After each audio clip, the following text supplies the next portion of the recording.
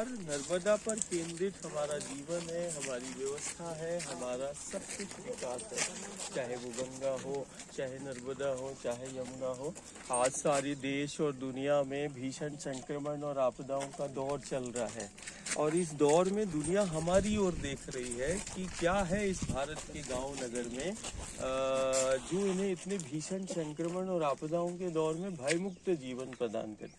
ये वही शक्ति है जो हम सबको भयमुक्त जीवन प्रदान करती है। ये वही शक्ति है जो हमें सबसे बेहतर जीवन प्रदान करती है। इस शक्ति के विषय में बताया गया कि सिर्फ जिसका दर्शन मात्र से जो जीव का कल्याण करती है, ये वो नर्मदा है।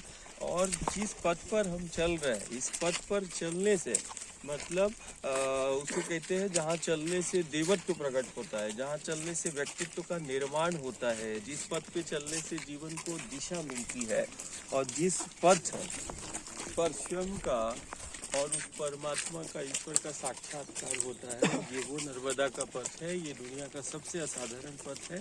जैसा अभी हम 1300 वर्षों से इसी पथ पर 1300 दिनों में हम इसी पथ पर चल रहे हैं और देखो ये नर्मदा की हवा, ये वायु, कि बिना जल के ही हमारा चलना हो रहा है। ये विश्व धरोहर है और ये कहीं ना कहीं ये हमारा व्रत, हमारी साधना, ये देश और दुनिया को सिर्फ यही हमारा संदेश है कि कहीं ना कहीं इस विश्व धरोहर को, इस माँ नर्मदा से वो प्रत्येक घर परिवार जुड़े और सबसे बेहतर अपने जीवन को जिए। इतना कठिन निराहार का संकल्प क्यों रखा आपने? अब दुनिया के लिए ये कठिन है, लेकिन हमारे लिए सबसे सहज है, कारण हमारे पास माँ नर्मदा है और हम माँ नर्मदा पर केंद्रित हमारा जीवन है, इस प्रकृति पर केंद्रित जीवन है।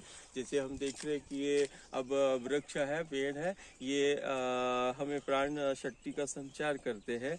इनसे हवा है, इन्हीं हवा से जो है वो असीम ऊर्जा, मतलब चिकित्सकों हमने कल बात की, उन्होंने कहा मेडिकल साइंस के लिए एक चुनौती है दादा गुरु। तो कर आप पिछले 24 घंटे से प्रशासन की निगरानी में है, चिकित्सकों की निगरानी में है।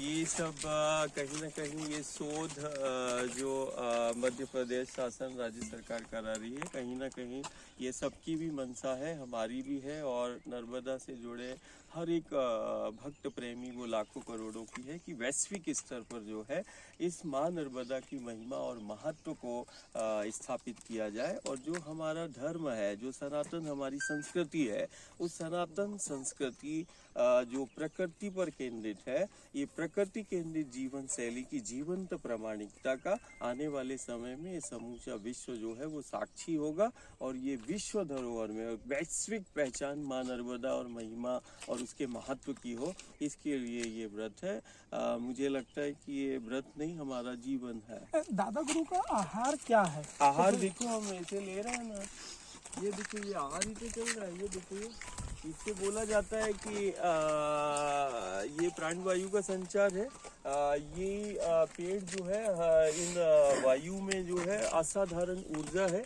जैसे बच्चा आहार करता है, अन्न और दूध का प्रयोग करता है, वैसे ही हम वायु से और माँ के इस जल से जो है हमारे लिए 42 डिग्री टेम्परेचर लगभग हो चुका है, करीब 10 किलोमीटर पैदल आ रहे हैं। आपको जरा से भी न पसीना दिख रहा है, न सिकन दिख रहा है, न थकान दिख रही, जबकि दूसरे लोग पसीने से तरबतर हो गए। यही है नर्मदा का। और इस प्रकृति के निकट और प्रकृति के समीप जो है वो सबसे बेहतर है।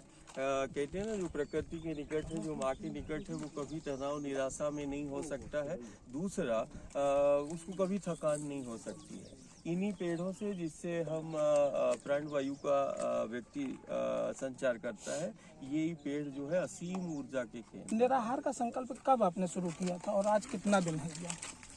अभी तक 1300 दिनों से ज़्यादा हो गया, 1300 दिनों से ज़्यादा हो गया। और अभी पिछले बार नर्मदा परिक्रमा ये जो माइकी थी, ये तो अब हम चलते समय जल का भी प्रयोग नहीं करते। जैसे आप देख रहे हैं, हम वायु पर भी चलते हैं, तो वायु ही हमारा आहार है। और हम चलते समय हम सिर्फ वायु को ही अपना आहार बनाते हैं। सरकार आप पे रिसर्च करा रही है, सरकार से आप क्या कुछ अपील करते हैं नर्मदा के शुद्धिकरण के लिए? क्या सीवर लाइनों की इसमें मिले हुए हैं, गंदे नाले इसमें मिल रहे हैं, तो सरकार से क्या कुछ अपील कर रहे हैं? ये धीरे धीरे जन भागीदारी का अभी वर्तमान में जल शुद्धिकरण संरक्षण संवर्धन के लिए राज्य सरकार ने बहुत अच्छे निर्णय भी लिए हैं और कहीं कहीं हम देख रहे हैं कि वो धीरे धीरे उस पर काम भी लगा है। ये कहीं ना कहीं संरक्षण संवर्धन की यदि हम बात करें तो मिल के समाज को, सत्ता को और शासन को जो है मिलकर कहीं ना कहीं सामूहिक प्रयास करना होगा, अपने योगदान को सुनिश्चित करना होगा। और साथ ही जैसे ये सामूहिक आज कितने बड़े गौरवान्वित करने वाला विषय है कि हमारा राज्य सरकार मध्य प्रदेश शासन ने नर्मदा जो हमारा जीवन ही नहीं हमारा विकास का व्यवस्था का आधार है और ये असाधारण शक्ति जो है उसको वैश्विक स्तर पर की माँ नर्मदा की महिमा महत्व को वैश्विक स्तर पर पहचान मिले, आस्था को पहचान मिले। पिछले वर्ष जो है इसी माँ नर्मदा के पथ को, नर्मदा परिक्रमा को यूनेस्को में विश्व धरोहर के लिए हमारी ही राज्य सरकार ने, मध्य प्रदेश शासन ने जो है वो प्रस्ताव भेजकर आवेदन दिया था। और कहीं ना कहीं ये जो हमारा जीवन है जिसको आप साधना बोल रहे, व्रत बोल रहे, ये व्रत कहीं ना कहीं उस माँ की महिमा और महत्व को वैश्विक स्तर पर स्थापित करने में ये आधार होगा। ये हमारे लिए सबसे बड़ा समाज का और शासन का सभी के प्रति हमारा एक प्रेम होगा।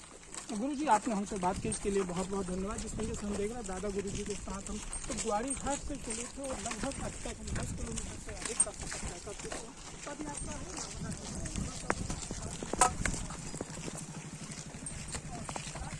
जय